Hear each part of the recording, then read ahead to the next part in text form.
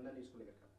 देखिए, आज अधीर रंजन चौधरी जो कांग्रेस पार्टी के वरिष्ठ नेता है, उन्होंने तो कबूल कर दिया है कि ना उनके गठबंधन का कोई मिशन है, ना कोई विजन है। ये तो केवल और केवल मजबूरी में बना हुआ गठबंधन है, जिसका केवल एक ध्येय, एक ऑब्जेक्टिव है कि अपने अपने कमीशन, अपने अपने करप्शन, अपने अपने पॉलिटिकल एम्बिशन और अपने अपने फैमिली के प्रोफेशन को साधना है और इसीलिए एक होना है। इस इंटरव्यू में वो साफ साफ कह रहे हैं कि देखिए, हम सब अकेले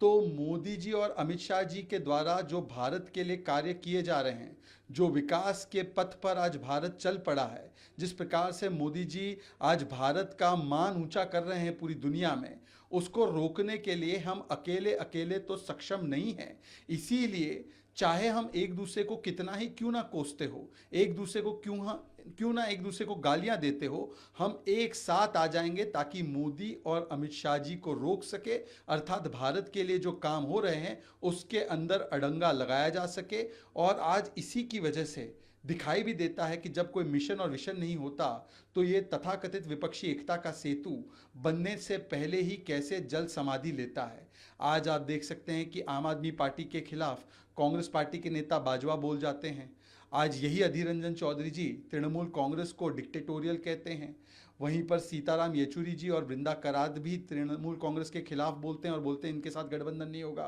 कांग्रेस पार्टी केरल की जो लेफ्ट पार्टीज है उनके खिलाफ मोर्चा खोल लेती है। इस प्रकार से ये कोई भी एक साथ एक पटल पर किसी मिशन और विशन के लिए नहीं, केवल मजबूरी में साथ आए हैं। और अगर इस मजबूरी के नाम पर ये लोग एक होते हैं तो इनका एजेंडा क्या होगा, इनकी नीति क्या होगी और ये किस प्रकार से नेतृत्व दे पाएंगे, ये देश की जनता जानती है। देश की जनता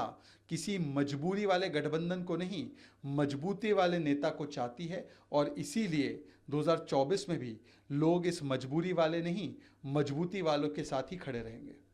राजस्थान के बर्खास्त किए गए मंत्री पर जिस तरह से पोल खोलने अपनी ही सरकार के, जिस तरह से अब डायरी के जिक्र किया उन्होंने, उसको लेकर? देखिए, आज तो लाल डायरी में अशोक गहलोत के भ्रष्टाचार के काले चैप्टर का पहला पन्ना सामने आ चुका है और पूरा देश और पूरी राजस्थान पूछ रही है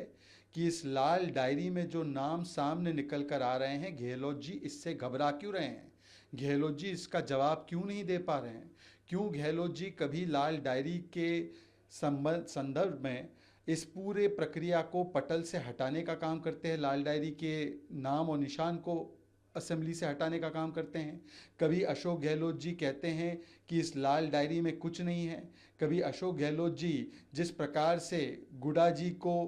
पिटवा कर असेंबली के भीतर उनके हाथों से लाल डायरी के कुछ पन्ने फाड़ देते हैं। यदि लाल डायरी में कुछ नहीं है तो अशोक गहलोत जी को आकर बताना चाहिए कि जो पन्ने और जो काले चैप्टर आज निकल कर आ रहे हैं भ्रष्टाचार के, उस पर उनका क्या जवाब है। और देखिए, ये अशोक गहलोत जी की जो सरकार है वो राजस्थान के इतिहास की सबसे भ्रष्ट सरकार है और उसका एक एक चैप्टर तो सामने बार बार आता रहा है। ट्रांसफ़र पोस्टिंग स्कैम जिस प्रकार से हुआ, गोविंद डोटासरा के सामने पोल खुल गई, 15 से ज़्यादा पेपर लीक हुए और पेपर लीक माफिया को कांग्रेस पार्टी के नेताओं ने, चाहे वो केसावत हो, चाहे वो ढाका के वकील बनकर सलमान खुर्शीद हो, इन्होंने ही संरक्षण दिया। चाहे वो इलीगल माइनिंग माफिया हो, उसको भी संरक्षण देने का काम कांग्रेस कर रही है, ये भरत सिंह विधायक ने कहा है। तो भ्रष्टाचार के जो बड़े बड़े काले चैप्टर है वो इस लाल डायरी से बाहर आ रहे हैं और राजस्थान की जनता कह रही है कि अब नहीं चलेगी भ्रष्टाचार की दुकान, नहीं सहेगा राजस्थान, अब नहीं होगा महिलाओं का अपमान, नहीं सहेगा राजस्थान, बंद करो दलितों का उत्पीड़न और अपमान, अब नहीं सहेगा राजस्थान। इसलिए जब जमीन पर लोग राजस्थान सरकार और गहलोत जी के खिलाफ उतर रहे हैं तो गहलोत जी लाल डायरी पर तो जवाब नहीं देते हैं, पर वो लाल लाल गुस्से में होकर किस प्रकार से लाठीचार्ज करवाते हैं, किस प्रकार से बर्बरता से पिटवाते हैं, उसका भी प्रमाण सामने आ चुका है।